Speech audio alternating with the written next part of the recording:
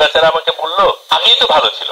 নিশ্চয়ই আগে ভালো ছিল না, এত সহজে আমাদের ভুলে যাওয়া উচিত না যে এত বছরের এত রকমের অন্যায় নিপীড়ন অত্যাচার চলে গেছে, লাশের উপর দাঁড়িয়ে আমরা এখানে এসেছি, অথচ এদের ব্যাপার নিয়ে আমাদের কোনো দুশ্চিন্তা নাই। এতগুলি রাজনৈতিক দলের যে কোনো একটা দল যদি তাদের ম্যানিফেস্টো 10% সত্যিকার অর্থে কাজে লাগাতো, তার জীবনে গদি থেকে সরতে হতো না।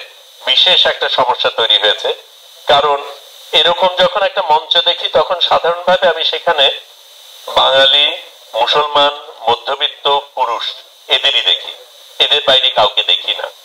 এবং আমরা যখন সেই ইনক্লুসিভ বাংলাদেশের কথা বলি তখন নিজেদেরকেও প্রশ্ন করা দরকার যে আমরা কি ধরনের প্রতিনিধিত্ব করছি সেই ইনক্লুসিভ বাংলাদেশে। সেটা সবসময় করা হয় না।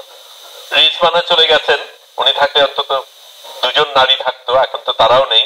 উনি ঠিকই প্লাস্টিকের বোতলের কথা খেয়াল করলেন, করা দরকারই ছিল। বসুন্ধরা টিস্যুর ব্যাপার কিন্তু অবশ্যই উনি খেয়াল করেননি, সেটাও আমাদের সামনে এখানে রয়েছে।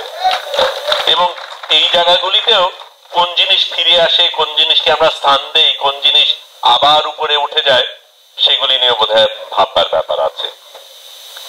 যেই কথা নাসিরউদ্দিন পাটোয়ারি বললেন সেটা অবশ্যই সত্য, এবং ছাত্রছাত্রীর নেতৃত্ব দিয়েছে যদিও, রাস্তায় কিন্তু রিক্সাওয়ালা ছিল, শ্রমিক ছিল, সাধারণ টোকাই ছিল, এবং যারা হতাহত হয়েছেন, যারা মারা গেছেন তার 80% কিন্তু তারাই, তাদেরও কিন্তু কোনো প্রতিনিধিত্ব নেই। এটা আমাদের মনে রাখা দরকার। এখন যে জিনিসগুলি হয়, আমরা সাধারণত কি করি, আমরা যখন আসি তখন প্রথমে নিজের দায়িত্বটা, নিজের সুবিধাগুলি আমরা আদায় করে নেই। যখন যখন যেই সরকার এসছে তারা আসার পরে প্রথমে তাদের সম্বন্ধে যত কেসগুলি আছে সেগুলি সরিয়ে দিয়েছে, অন্যান্য যা যা সুযোগ সুবিধা সেগুলি নেওয়ার চেষ্টা করেছে, তারপরে অন্যান্য জিনিস এসছে। সেটা চলমান থাকবে কিনা সেটা নিয়ে আমাদের প্রশ্ন করতে হবে।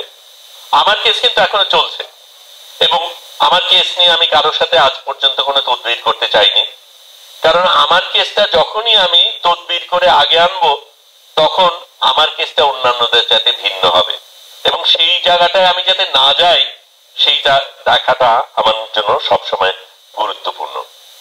আমরা সংবিধানের কথা বলি, সংবিধান কিন্তু সাধারণ মানুষের জন্যই, এবং তাই যদি হয় তাহলে এটা কিভাবে গঠন করা হয়, এটার ভাষাটা কি, সেটা নিয়েও ভাবতে হবে। অধিকাংশ ক্ষেত্রে আইনজীবীরা সংবিধান তৈরি করেন।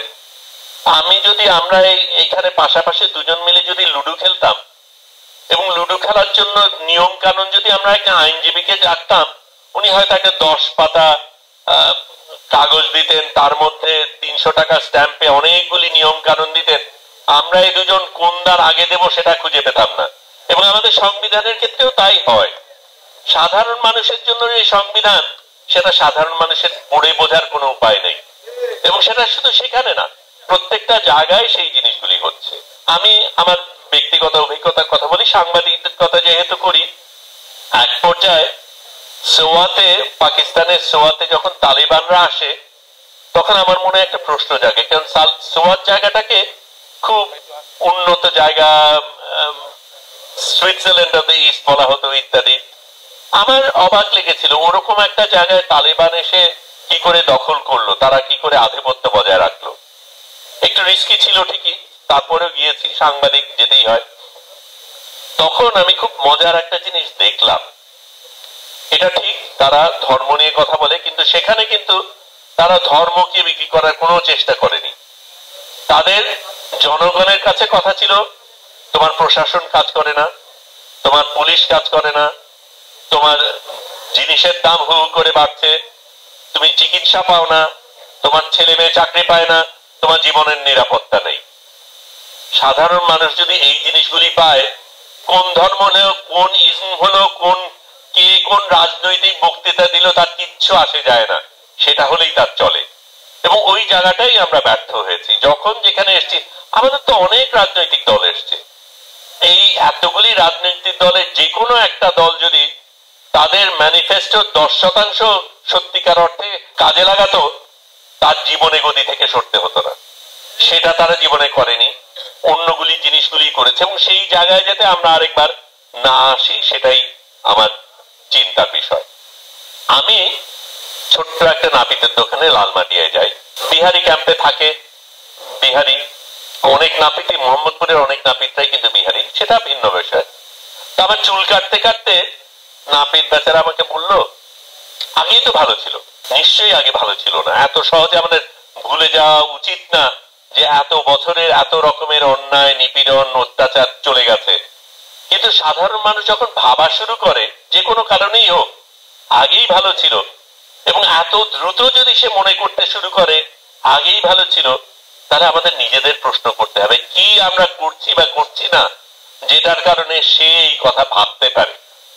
আজকে পাটোয়ারি সাহেব অনেক কথা বললেন যে যাদের জন্য আমরা, যাদের ত্যাগের কারণে আমরা এসেছি, নিশ্চয়ই বললেন, আমি খুব খুশি হলাম। কিন্তু এই বলার সাথে যদি আমরা সত্যিকার অর্থে এতগুলি আহত মানুষের সত্যিকার অর্থে কি হচ্ছে সেটার দিকে খেয়াল রাখতাম, আমি অনেক বেশি খুশি হতাম। কারণ আমি নিজে জানি, আমি যার সাথে ঘর করি সে প্রতিদিন এইটা নিয়ে কাজ করে, আমরা কয়েকজন মিলে কাজ করছি, কিন্তু যারা আহত, যারা নিহত, তাদের পরিবার তারা কিভাবে চলছে সেটা নিয়ে আমাদের যথেষ্ট ভাবা হচ্ছে। তার ভাবার কোনো কারণ নেই, কারণ আপনি শহীদ স্মৃতি ফাউন্ডেশনের কথা বলেন বা যেখানেই বলেন, তাদের নিয়ম আছে, অনলাইন ফর্ম আছে, কাগজ জোগাড় করতে হয়, সই করতে হয়। যেই রিক্সাওয়ালা মারা গেছে তার স্ত্রী কোথা থেকে এরকম আমলাতন্ত্র একটা ফর্ম পূরণ করে কোথা থেকে সই এনে সবকিছু করে সেই কাগজ জমা দেবে, তারপর দুদিন পরে বলা হবে ও কাগজটা হারিয়ে গেছে, আরেকবার দরকার। এই বাস্তবতা আমাদের আছে, এবং এই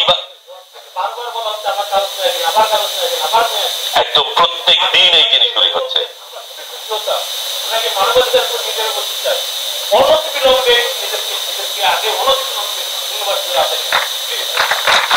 এদের লাশের উপর দাঁড়িয়ে আমরা এখানে এসেছি, অথচ এদের ব্যাপার নিয়ে আমাদের কোনো দুশ্চিন্তা নাই। আমাদের আরো অনেক কিছু হচ্ছে, অনেক রকমের পরিকল্পনা হচ্ছে, কিন্তু সত্যিকার অর্থে আমরা যতদিন না এই মানুষদের খেয়াল করব, যতদিন না বাজারের দাম কমাবো, যতদিন না আমার সন্তান বাড়ির থেকে বেরোলে সে নিরাপদে ফিরবে কিনা সেটা নিয়ে নিশ্চিত হব, ততদিন কিন্তু আমাদের এই পরিবর্তনের কোনো অর্থ নেই। এইখানে বসে এতগুলি বিশেষজ্ঞ আপনাদের অনেক সুন্দর কথা বলে দেবে, কিচ্ছু আসবে যাবে না তাতে। আমার নাপিত দিনের শেষে তারপরেও বলবে আগেই ভালো ছিল, এবং সেই নাপিতের চিন্তাটা আবার করতে হবে, কারণ তার বাস্তবতাটা আমার বাস্তবতা। এবং সেই জায়গায় আমি যদি না যেতে পারি, ওই আইনজীবীর বানানো সুন্দর সংবিধানে বড় বড় বক্তৃতা, বড় বড় কথা শুনে যদি আমি চলি, আমার সেই বাংলাদেশের প্রয়োজন নেই। ভিন্ন বাংলাদেশে আমরা স্বপ্ন দেখেছি, এখনো স্বপ্ন দেখি, আপনারা স্বপ্ন দেখিয়েছেন, আমরা আপনাদের ব্যাপারে আশাবাদী, কিন্তু আপনাদের করে দেখাতে হবে।